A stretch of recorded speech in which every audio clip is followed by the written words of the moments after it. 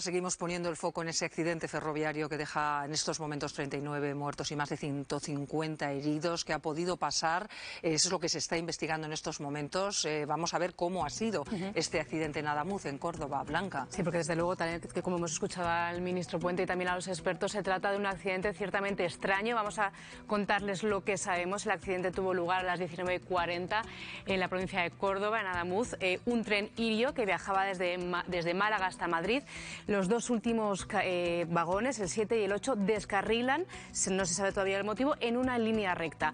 Con tan mala suerte que un tren de Renfe que viajaba de Madrid a Huelva impacta con estos vagones que han descarrilado y los dos primeros vagones de este tren Renfe, el 1 y el 2, salen disparados y caen por un terraplén de más de 4 metros. Decimos que las autoridades dicen que este accidente es por lo menos extraño porque además se dan varias circunstancias. Además de encontrarse en una línea totalmente recta, se trata de una vía que había sido recientemente renovada con una inversión de 700 millones de euros.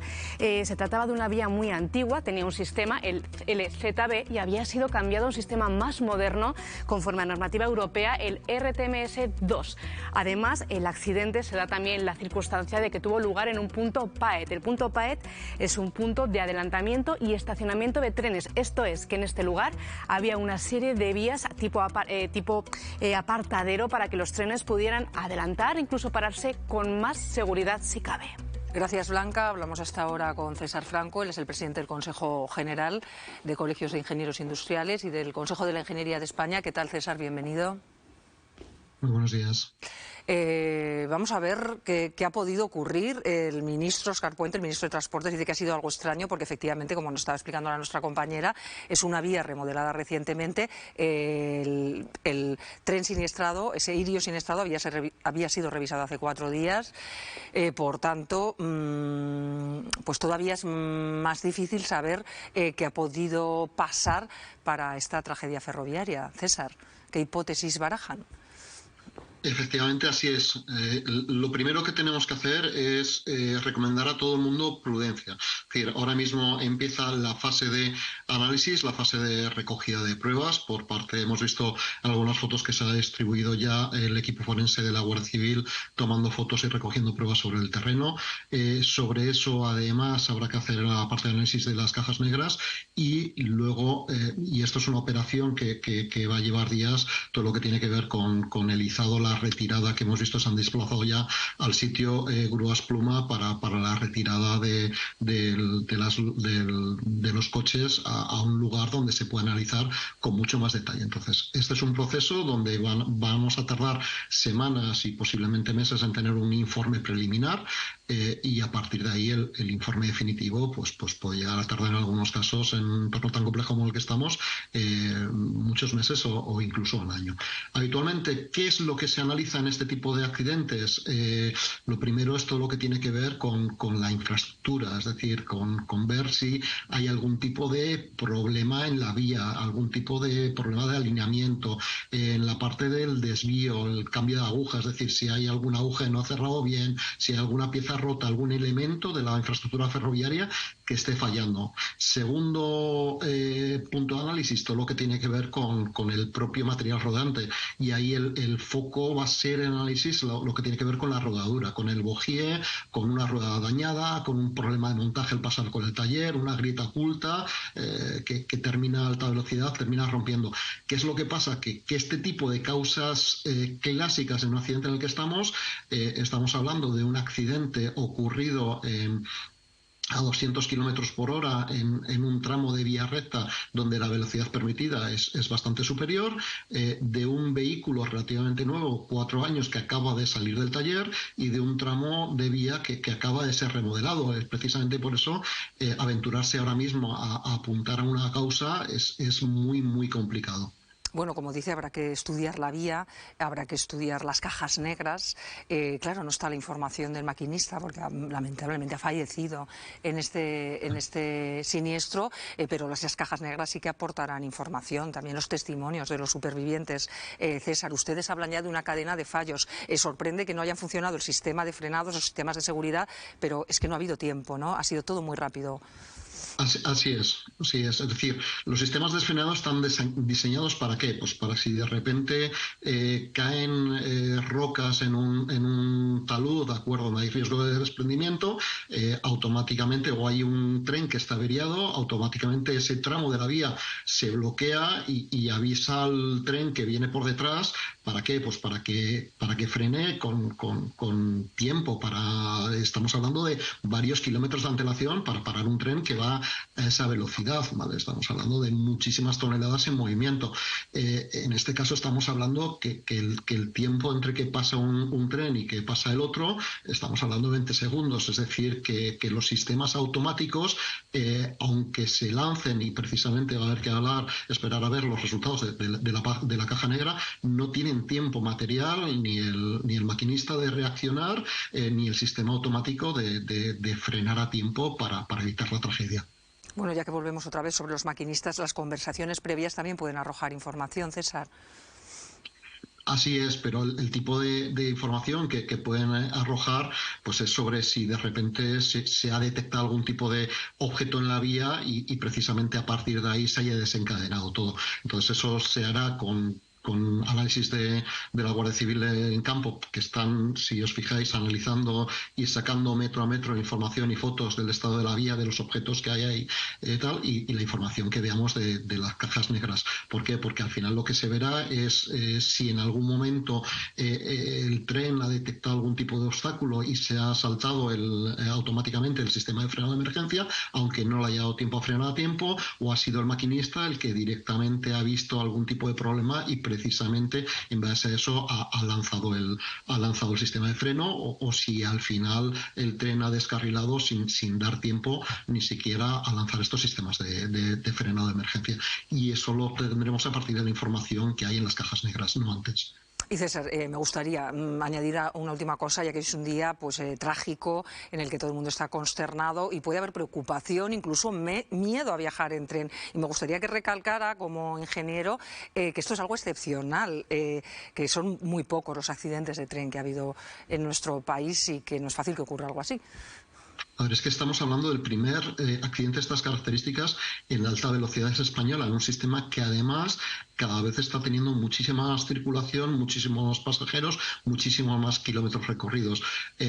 Y además es que en las circunstancias en las que se ha dado este accidente es donde precisamente todos estamos perplejos de por qué se ha podido ocurrir, ¿de acuerdo? Es decir, es que estamos hablando de tramos rectos, estamos hablando de velocidades adecuadas, estamos hablando de material rodante que ha pasado relativamente nuevo y que ha pasado las inspecciones, y estamos hablando de una vía que se acaba de actualizar hace cuestión de meses. Entonces, efectivamente, cuando se juntan muchísimas condiciones, pues al final es una situación altamente improbable, se convierte en posible. Pero claro, es que la probabilidad de que esto ocurra es que es mínima, pero tendremos que esperar a ver los resultados de la investigación. Está claro. Pues César Franco, muchas gracias por habernos atendido hoy en aquella hora. Un saludo. A vosotros. Pues estas son las primeras afirmaciones hechas por expertos sobre qué ha podido ocurrir. Habrá mucho que investigar y probablemente esto lleve mucho tiempo. Entonces, ciertamente creo que lo más importante es ser cautos y no aventurarnos, ¿no? Hacer nuestras propias hipótesis. Sí, por eso insisto mucho en que tengamos cuidado en estos días con las redes sociales, porque por desgracia hay gente que aprovecha este tipo de tragedias para soltar desinformación. Tenemos que escuchar a expertos como César, que saben de lo que hablan, que llevan muchos años trabajando e investigando sobre estos temas y que poco a poco nos irán aclarando. Y evidentemente los ciudadanos, los periodistas, vamos a ser los primeros en buscar las responsabilidades, tanto políticas como de técnicos, como de todos los implicados en todo esto y, por supuesto, seguramente tal vez a nivel judicial. Pero por ahora, sobre todo en estos primeros momentos en los que ni siquiera sabemos la cifra completa de víctimas, cautela y esperar a la información de canales oficiales. ¿Encarna? Pues sí, es que hay que recordar que lo estamos haciendo aquí, lo ha hecho el experto, lo has hecho tú, Miriam, que efectivamente este terrible accidente es el primero que se produce en una vía estrictamente de alta velocidad, porque el de Angrois fue en un tramo de vía convencional. Y eso debe, pues bueno, es una llamada a evitar el sensacionalismo o el terror o el alarmismo. Dicho esto, va a ser muy, muy importante, primero, que se esclarezcan las causas, bueno, importante y obligatorio para las responsabilidades, para las indemnizaciones y para la mejora. Y segundo, no se puede olvidar ese run que hay desde hace meses. Los maquinistas, lo estamos publicando desde ayer, los medios, y se publicó en su día, habían alertado de vibraciones en las vías, habían pedido que se bajara la velocidad. Aquí vemos que iban a menos de 250. Yo recuerdo que cuando hace unas semanas el ministro habló de esa especie de tren bala a 500 kilómetros Madrid-Barcelona, comentamos, creo que era aquí mismo, oye, primero vamos a ver cómo están las vías, las catenarias, las máquinas para ir a 200, 250, 300, con lo cual creo que primero esas causas específicas, pero luego sí que compete, o sea, nos incumbe a todos un repaso estricto, escuchando a los técnicos, a los maquinistas, a la gente de Adif, Renfe, el Ministerio, y hacer un reseteo de esas vías que antes llevaban una cantidad X de trenes y ahora soportan un tráfico que se ha multiplicado. Bueno, pues se sigue investigando, por supuesto, lo ocurrido. Mientras tanto, llegan los mensajes de condolencia, comenzando por la Casa Real, Blanca. El rey Felipe VI ha expresado su consternación desde Atenas. Habla de estar seriamente preocupado y en constante comunicación con el presidente del Gobierno y con la Junta. Le escuchamos. Nuestra consternación y nuestra preocupación por el terrible accidente que ocurrió ayer en Adamuz, de los dos trenes que han sufrido este accidente y con tantas víctimas, que además parece que pues todavía no están terminadas las labores de rescate. Y bueno, hemos estado en comunicación con el presidente del Gobierno, con el presidente de la Junta, para ir conociendo los detalles desde anoche.